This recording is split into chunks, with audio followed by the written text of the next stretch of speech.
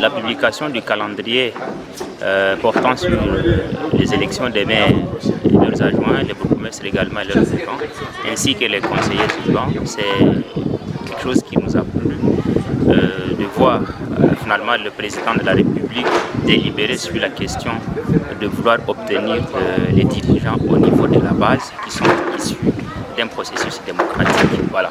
Désormais, on aura des maires de la ville élus par la population indirectement. Je veux dire, on aura des bourgmestres qui seront élus également par la population, également aussi indirectement.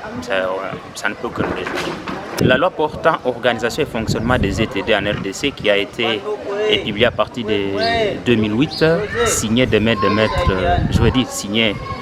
l'ancien président de la République, Joseph Kabila. Il est dit que les conseillers urbains, ce sont eux qui vont élire le maire de la ville. Les conseillers communaux également vont élire les bourgmestres. Donc c'est dans cette façon-là que ce processus va pouvoir se passer.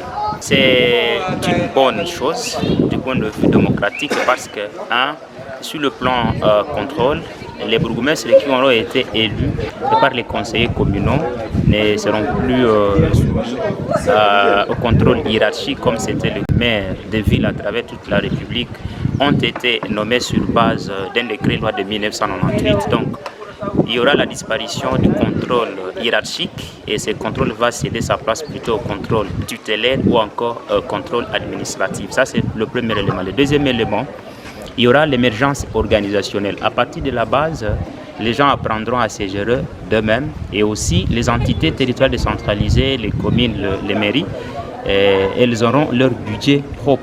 Et un autre élément qu'il faut ajouter à ces trois, il y aura également la compétitivité des recettes, donc une autonomie de gestion. Bref, on aura des entités territoriales décentralisées à travers leurs organes de gestion qui sont totalement déconnectés de la soumission d'ordre de nomination.